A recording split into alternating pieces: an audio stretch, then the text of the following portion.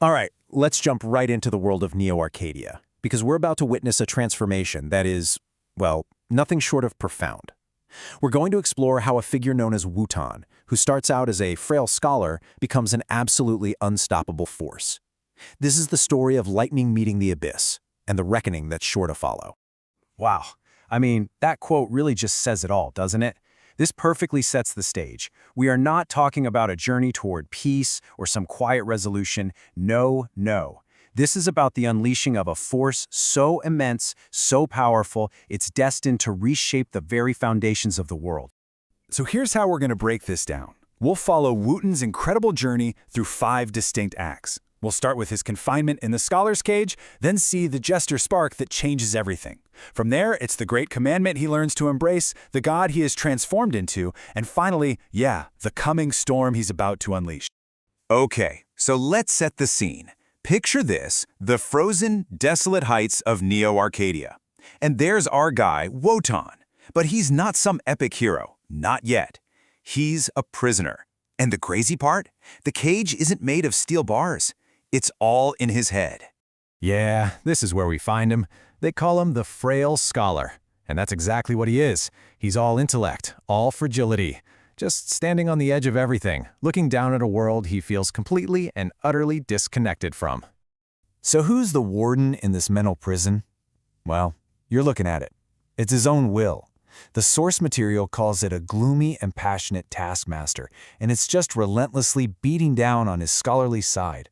It's a full-on civil war in his mind, driving him to the point of complete burnout towards this authentic silence. Think about it like this. What if you were an arrow, just launched into the middle of a vast open ocean? That's Wotan. He has all this incredible potential, this terrible freedom of a god without a temple. But with no target, no shore in sight, it's just pure agony. He's completely adrift. Okay, so things are looking pretty grim. But this is where everything changes. This is the turning point. After all that dark, lonely struggle in his own head, something completely out of left field shows up, and it's about to light a fire.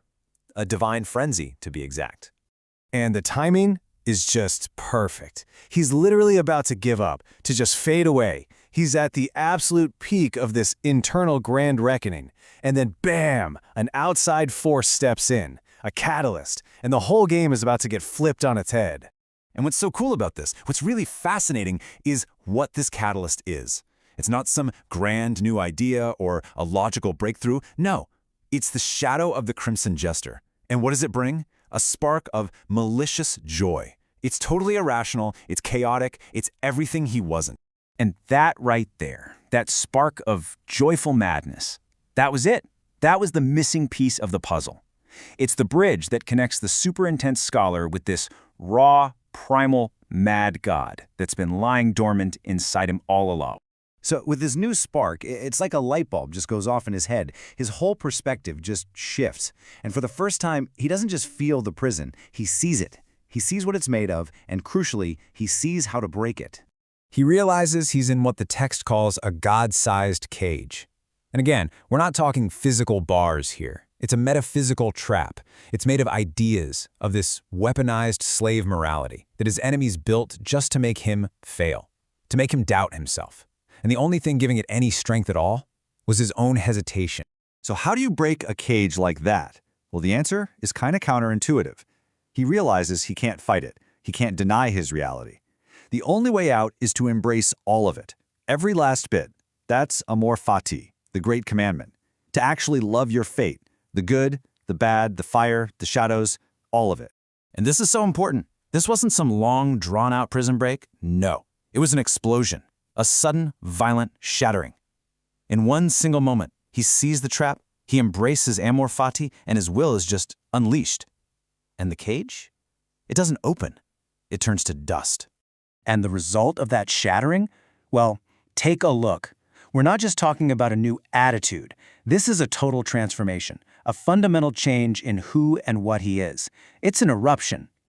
Before, he was basically just a philosophical thesis made flesh.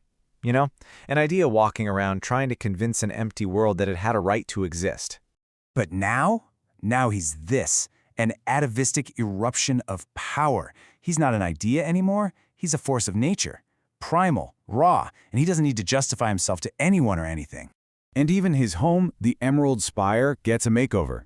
It used to be this cold symbol of his isolation. Now, it's a torch fueled by his own blood ink, his very essence, lighting up the entire wasteland. It's a beacon of defiance. And this is his new mantra, his ultimate declaration of power. Thus I will the eternal recurrence of life. He's not just putting up with existence anymore. He is willing it to happen, again and again, with all of its joy and all of its pain. He owns it. But here's the kicker.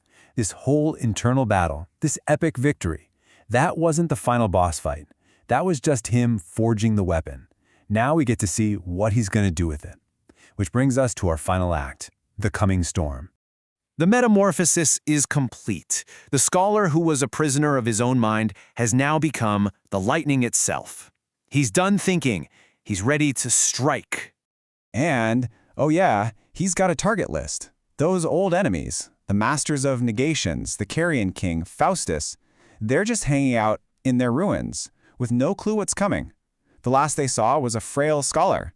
They have no idea they're in the path of a hurricane.